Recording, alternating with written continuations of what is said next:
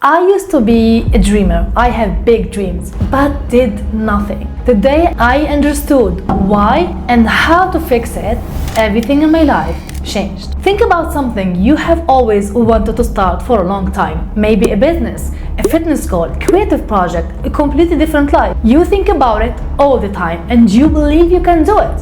You talk about it, you prepare the plan, you imagine it, but nothing has started. Nothing has changed. And the question is, why? You're not a lazy person. You actually care a lot. Today I'm going to show you 6 reasons why this happened. Not from my opinion, from psychology. And once you understand them, you will never look at your own excuses the same way again. Reason number 1, thinking about it feels like doing it. Here's the first reason, and it's really sneaky. When you imagine your goal, like really imagine it, your brain releases a small feeling of satisfaction, like a reward, like you already did something. Psychologists have studied this, and it's real. The brain doesn't fully separate imagining success from actually achieving it. Both activate similar feeling. So when you spend an hour thinking about your future business, your future body, your future life, your brain gives you a taste of satisfaction like you actually did it. And that small taste makes the urgency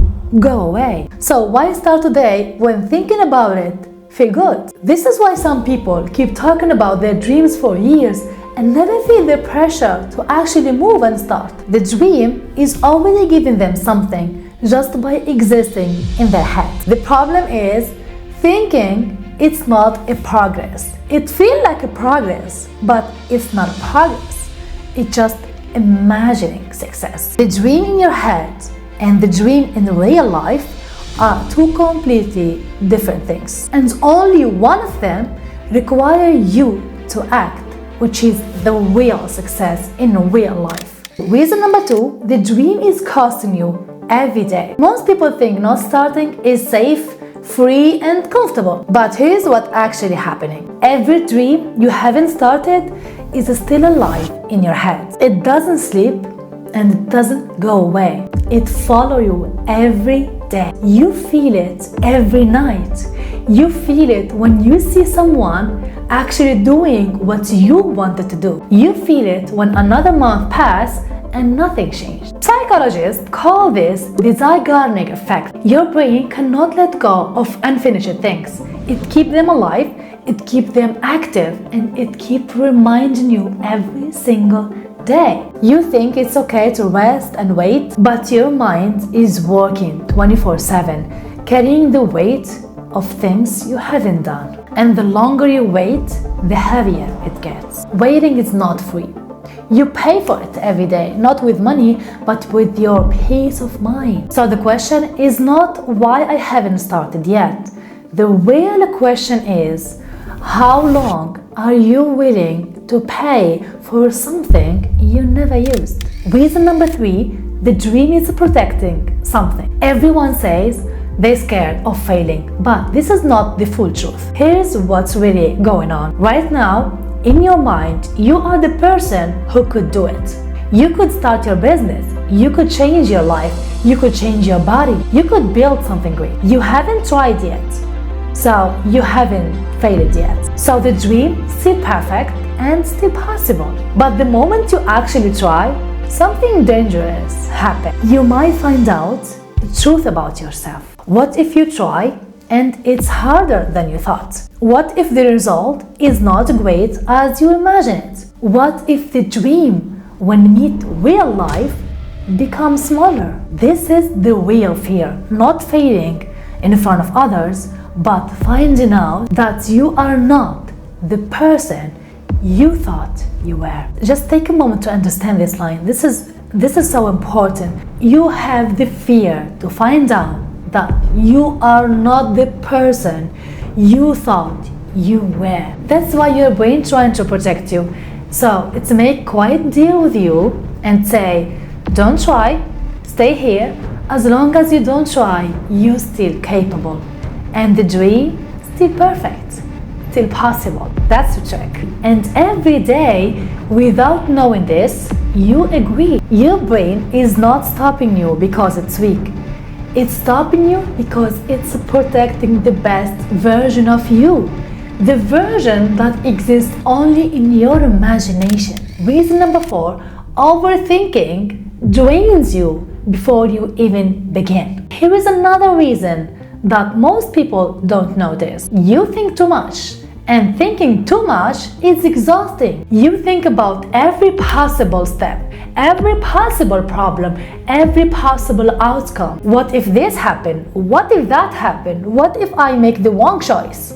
You think too much, and by the time you finish thinking, you are already tired and exhausted without doing anything. You haven't done anything yet, but your brain feels like it's run a marathon. So you do nothing, not because you're lazy, but because thinking so deeply about something for so long use real mental energy. And this is called analysis paralysis. You get stuck in your own head. The more you think, the more complicated everything looks. And the more complicated it looks, the harder it feels to start. The problem is not that your goal is too big. The problem that you are trying to solve everything in your head before even taking a single step in real life. And that's impossible. Some questions get only the answer by doing the thing, not by thinking about it. Reason number 5, and this is so important. Your identity doesn't match your goals yet. This one is so deep, but stay with me. Your brain is always trying to keep your action consistent with who you believe you are. Let me say that again. Your brain is always trying to keep your action consistent with who you believe you are. If deep inside you believe, I can't be successful, I'm not a disciplined person, people like me don't become billionaire, so your brain will resist everything you do that go against that belief, because your brain hates contradiction. It wants your action to match your identity. And if your identity says you're not that person who does this, starting feel wrong and natural, like wearing clothes that don't fit. This is why some people start strong and then slowly stop. It's not laziness, it's their identity pull them back. The goal was never really theirs. It belonged to the version of themselves that they hadn't become yet. And the only way to change this is not to try harder. It's to slowly start seeing yourself differently. Every small action you take, everything new you learn, every time you show up, build a new story about who you are. You don't need to be the person first. You become them by acting like them, one small step at a time. Reason number 6, you are in love with your potential, not your effort. And this is the most uncomfortable one. Some people fall in love with who could they become, but never actually become it, because potential feel amazing. When you talk about your dream and people listen, this feel amazing, right? You feel excited, you feel special, and you feel like someone who's going like somewhere big. But actually building something, that's different. It's hard, it's slow, it's boring sometimes, no one clapping, no one supporting, no one watching. And the version of yourself in your head, successful, confident, unstoppable, feels far away from the person who's sitting there doing the work. So instead of facing that gap, a lot of people choose to stay in the idea, in the conversation, in the plan. Because the plans always work perfectly, but the reality never does. But here is the thing I want you to understand. Even the people who build something, they also felt this. They also had that gap. They also had that doubt in themselves. They just got more tired of waiting than they were scared of starting. That's the only difference between someone who dreamed and someone who actually built. Not the talent, not the confidence, and not the perfect moment. They just understood what's happening and took the decision to stop waiting. So how you actually break out of this? I'm not going to tell you just to start. You've heard that before 1,000 times. and it didn't help, right? So here's something more useful. Stop trying to start. Start trying to find out. So instead of thinking, I need to start this business, say, let me find out if this idea works. And instead of thinking, I need to get fit, think, let me find out how I feel after going to the gym once this week. So you are not committing, you are not betting everything. You're just asking small question with a small action. This is important. When the first step feels like a test, not a life decision, it feels much less scary. If it goes wrong, you learn something.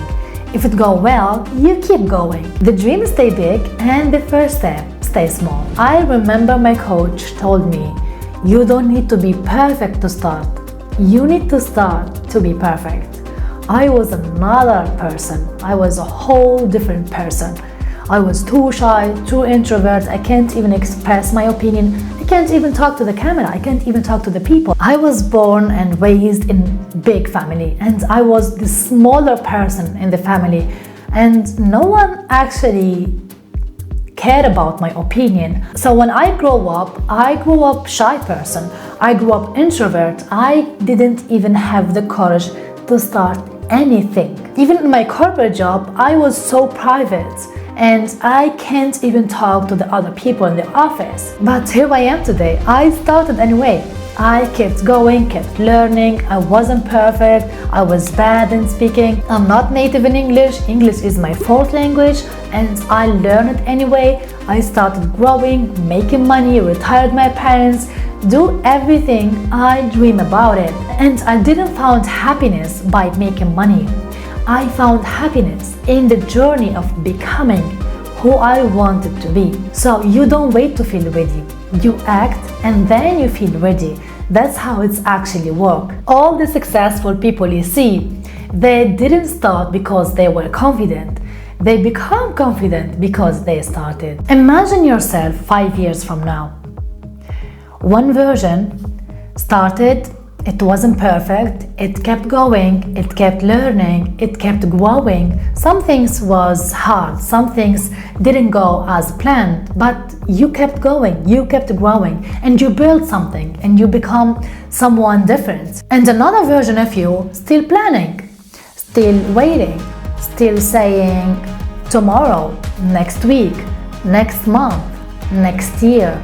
The dream is still perfect, but never touched by reality. Both feel okay right now, but only one of them feel okay after 5 years from now. And you know which one you've been living. The dream is not the problem, waiting is. And the waiting room has no exit until you decide to leave. If this video made you think about one specific thing you've been putting off, put it down in the comment, not as a promise, but just to say it out loud. That's already a real step ahead.